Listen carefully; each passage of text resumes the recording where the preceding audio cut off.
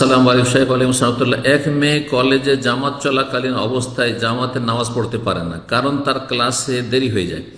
এই ক্ষেত্রে সে এক পাশে জামাত চলতেছে, আরেক পাশে সে একাকী তাড়াতাড়ি নামাজ পড়ে নেই, এভাবে কি সে পড়তে পারবে? তাকে পরামর্শ দেব যে জামাত চলাকালীন আলাদা করে না পড়ে জামাত শুরু হওয়ার আগে পড়ে নেবে।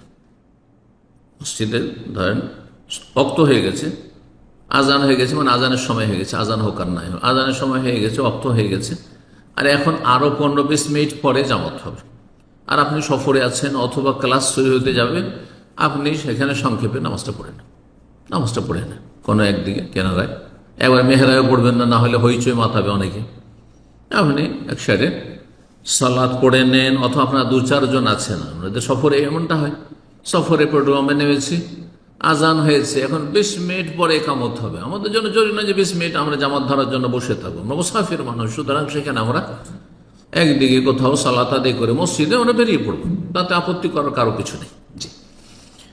আর জামাত চলছে আর তারপরে আপনি আলাদা করে জামাত করবেন, এটা জায়েজ নাই। তবে পরিস্থিতি যদি বাধ্য করে, নিরুপায় হলে, ধরেন এইরকমই ক্লাস শুরু হয়ে যাচ্ছে বা হয়ে গেছে বা হয়ে যাবে, আর এদিকে জামাতও শুরু হয়ে গেছে যখন গিয়েছেন, আর জামাতের সাথে আদায় করলে হয়তো বিলম্ব হবে, সংক্ষেপে আপনি পড়ে চলে যাচ্ছেন, কিন্তু সেই সলাতের একটা কোয়ালিটি থাকতে হবে।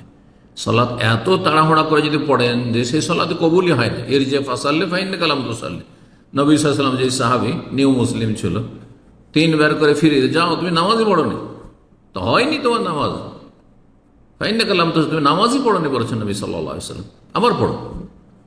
তাকে সহি সলাতের তারপরে তালিম দিলেন। জি, এই জন্য বলছি যে সলাৎ জামাত যখন শুরু হয়ে গেছে, আর আজকালকার জামাতে সলাৎ কতই বা লম্বা হয় যে সময় লেগে যায় বেশি, তার আগেই শুরু করে জামাত শুরু হওয়ার আগে নামাজ পড়ে চলে যান, কোনো অসুবিধা নেই।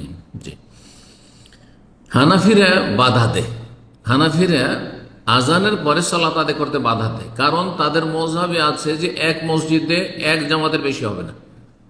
তো আপনি তাদের আজানের পরে যদি সেই মসজিদে নামাজ পড়েন, 1 জন বা 2 জন 4 জন মিলে নামাজ পড়েন, তাহলে তারা কেন বাধা দেয়? আমাদের জামাত খারাপ করে দিলেন না, তাদের যে ভুল, তাদের কোনো জামাত খারাপ হবে না। তোমাদের জামাত, তোমাদের আসল জামাত আছে, আমার এমার্জেন্সি আছে, তাড়া আছে, আমি বাইরে থেকে এসেছি, সন্ধ্যা হয়ে যাবে, রাত হয়ে যাবে, হাটে বাজারে এসেছি, কোথাও এসেছি বা মুসাফির, আমি তাড়াতাড়ি নামাজ পড়ে চলে যাবো, কোনো অসুবিধা নেই। আমাদের সাথে এরকম ঘটেছে এক সময়, যৌবনকাল ছিল, হানাফি মসজিদে আমরা 4-5 জন গিয়ে সালাত শুরু করতে দেবে না, আমি একটু অজুখানায় ছিলাম, আর ওরা সাধারণ মানুষ ছিল, ওদেরকে বাধা দিয়েছে। আমি যখন গিয়েছি, আর তার কেন বাধা দিচ্ছে? বলছে আমাদের নামাজ খারাপ করে দেবো। না, আপনাদের নামাজ খারাপ করবে না, আপনাদের মেহরাবে ওইখানে গিয়ে নামাজ পড়বো না, আমরা এখানে নামাজ পড়ে চলে যাবো। তখন আর আমার সাথে কথা বলার সাহস করে না, কারণ তখন মোটামুটি অলরেডি আমি দাওরা পড়ে নিয়েছি। তো সে বুঝতে পারলো যে আমি মাদ্রাসা পড়া, যার ফলে আর কোনো তর্কে জড়াতে গেল না। হাদাহুমুল্লাহ, আল্লাহ হেদায়েত করুক সব বিদাতিদেরকে।